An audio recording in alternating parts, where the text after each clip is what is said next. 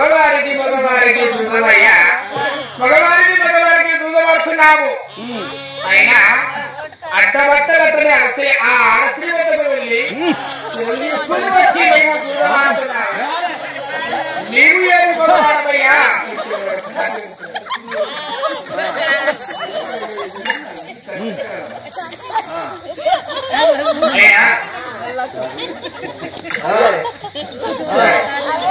నీవు మగవాడవై ఉండి ఆడవాడు సెలవు తీసుకొని వస్తానంటున్నావు.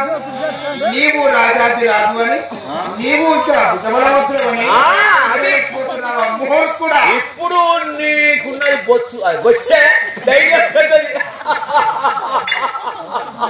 ఓ నా లవలకై నా ముందర నేనే ఉన్నదా? నేనుంటే నడుపుతాను, లేకపోతే ఎక్కడ పర్ణ మాడి ఫిక్స్. అయినా గొప్ప వీరుడు, ధనవంతుడు, గుణవంతుడు. నీవు ఆడ అడ్డబట్టగా ఆడమంటూ తీసుకుంటావు. మగవాడు అయితే ఇప్పుడే ఆడని చూడము. ఆడమ్మాయి అయితే వెళ్ళిపోమని చెప్పని మాట్లాడారు. వెనక వెళ్ళమని ముందు వీడు పుష్యుడు, ఎత్తున వాడు, నాకు ఇంత బతికిన వాడు, నా అన్నం తిన్నవాడు, నా వస్త్రం పెట్టినవాడు. ఇంత మాట అంటాడా? పుష్కరా, ఎప్పుడు చూద్దాం వేస్తావు? ఇది శివరి చూద్దాం ఓడుతు, మరి వేడినా గెలిచినా ఇదే శివరి చూద్దాం అని చెప్పి దేవతలకు దండము పెట్టి, ఓ గగడ దేవతలారా, గంధర్వులారా, తండ్రి ఇంద్రావతి, తండ్రి గంధశ్రీ మహారాజా, ఈ తరము తనము రాజ్యం ఆస్తి అంతస్తు నాకు బాగి ఉంటే నాకే బాగి ఉంటుంది, లేకుంటే పాలివానికి పుష్కరుడికి బాగి ఉంటే పుష్కరుడికి ఉంటుందని చెప్పని తల్లిదండ్రులు యాది చేసి మా చూద్దాం ఏమో చేత పట్టినాం.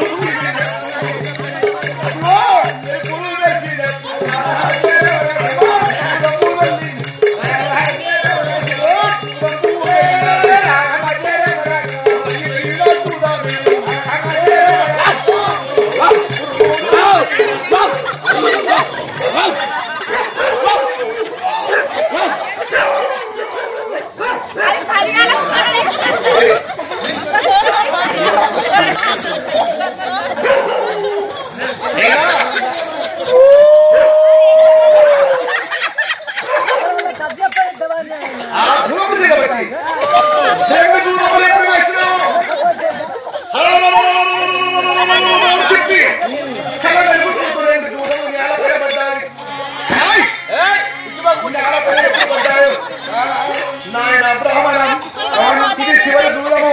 నువ్వు అబద్ధం ఆడకుండా ఎవరు దూతం కలిసింది, ఎవరు దూతం ఓడిపోయింది, ఓడిన దూతాన్ని ఓడిందని చెప్పండి, చేసిన దూతాన్ని చేసిందని చెప్పండి. ఒకవేళ అబద్ధం ఆడి నువ్వు దేవ బ్రాహ్మణుడి, ఇద్దరిలో సత్యం, ముగ్గురులో గవాయి, నువ్వు ముగ్గురులో ఉన్నావు, ఇద్దరిలో ఉన్నావు కాబట్టి అబద్ధం ఆడకుండా నిజముగా చెప్పండి. ఒకవేళ అబద్ధం ఆడి నువ్వు చెప్పినట్లయితే పత్రికాయ ప్రకారంగా శిరస్సు పగిలి నువ్వు మరణమవుతావయ్యా బ్రాహ్మణ.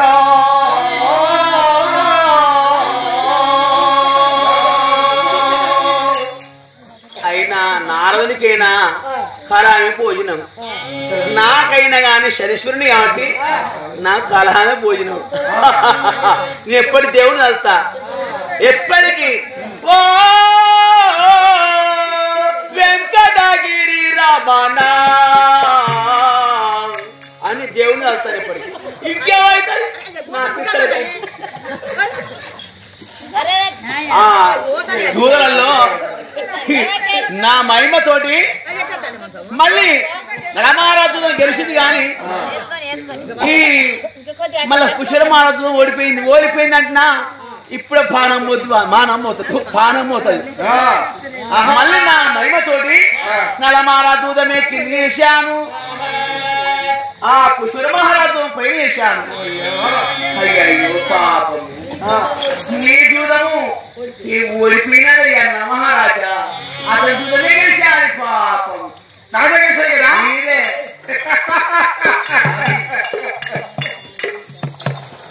నరచక్రవర్తి మహారాజా ఇదే పేరు మీద ఆభరణములు నీ భూషణములు అనేది వస్తాయి.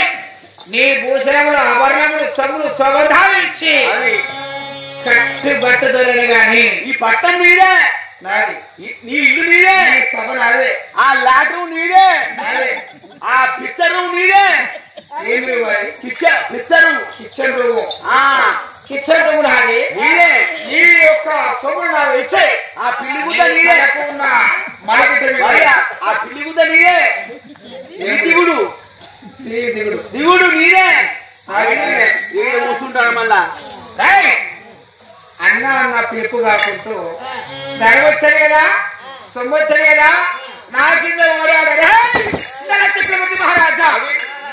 ఏమి ఇది సొమ్ము నీవరా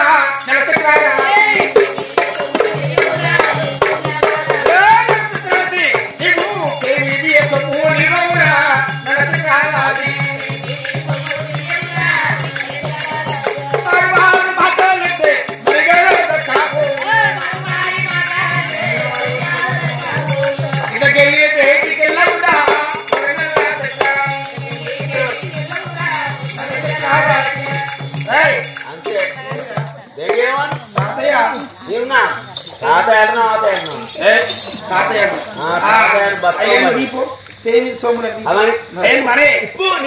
నువ్వే ఇప్పాలి. పారని సొమ్ము పారని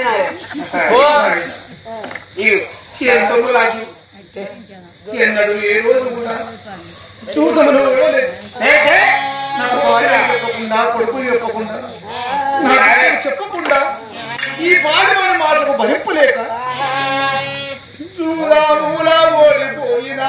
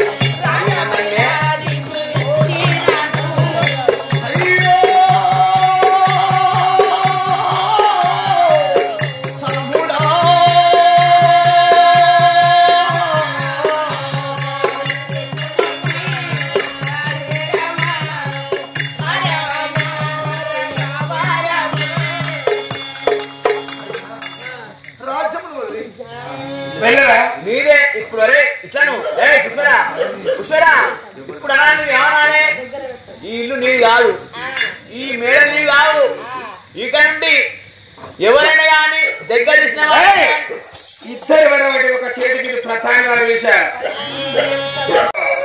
నీవు చెరకు డబ్బు సగ్గేసుకొని ఈ రాజ్యం దేశము ఈ 12,000 పట్టము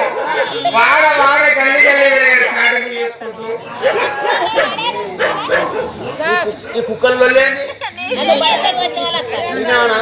చెరువు పోయినా అయినా ఈ నలమహారాజైన కానీ తన మహారాజైన దౌలత్తైనా తన యొక్క పిల్లలైనా వారిని కానీ చేలు తీసి వారిని ఒక చెర తీసిన వారికి వారిని ఒక వెనుదీర తీసుకున్న వారికి వారికి వైరగానే 12 సంవత్సరములు జైలు కందకములు వేస్తాను.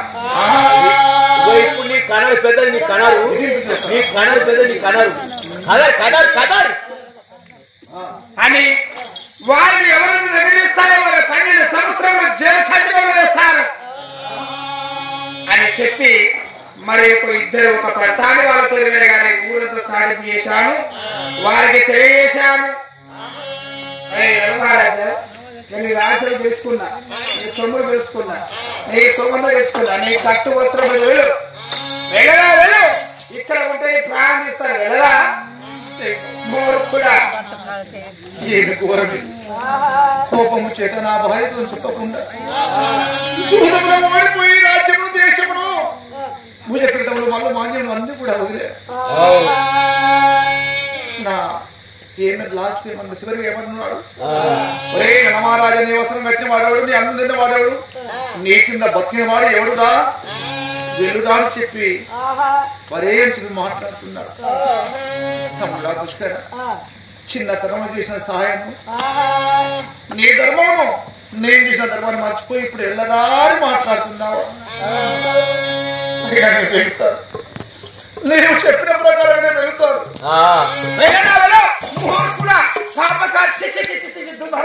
నీ నోట తమ్ముడు పుష్ప ఎయిర్పోర్ట్ మెడలైతే మరి నీ సంతానం అందది. నా మాట ఈను వెళ్ళవద్దు, నీ పాపకారి తమ్ముడు పిలవకూడదురా, లజ్జ కొడుకు కూడా ఏమి చెడి వేళనో ఏమి చెడి వేళనో చుట్టనల్లా వేద శాస్త్రములన్నీ మూలగలిసే ఎండి బంగారం ముండ మోసే తమ్ముడు విషమాయే బ్రాహ్మణుడు శత్రుడాయే ఇట్టి కాలంబు చూడ మా ఘోరమాయే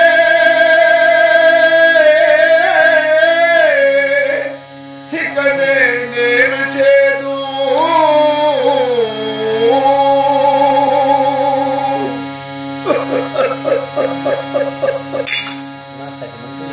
పన్నటి కాపురం పచ్చడి సంసారం మతమతరం మాయమైపోయినారు. నా సతి వద్దకు వెళ్ళింది ఏమని చెప్పాలి, అయ్యారు ఇట్లా ఉన్నామని చెప్పి అంటే నేను ఏమని చెప్పాలి, ఎంతని చెప్పాలి. మా దమయంతి వద్దారు వస్తానయ్యా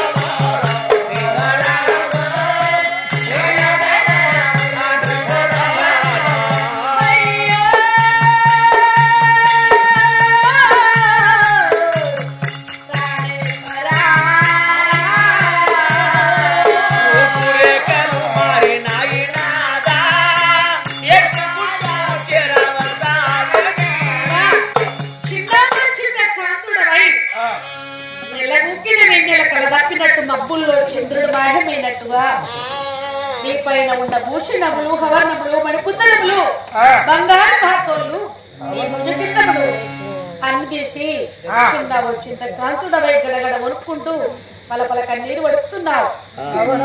ఏమి బాధ వచ్చాది నాదా? అయ్యా ఎందుకైనా ఎరుగుతున్నా నవ్వుతుంటే రాదు.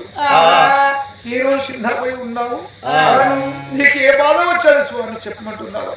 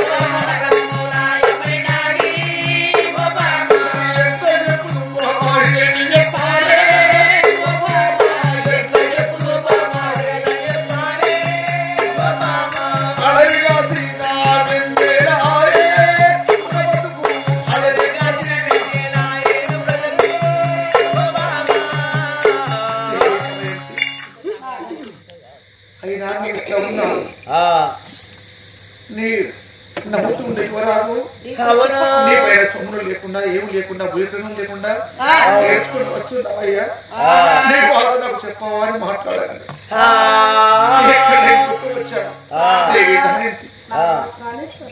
ఎక్కడి నుంచో బ్రాహ్మణులు వాడు వచ్చాడు, కుర్చీ వేశాడు.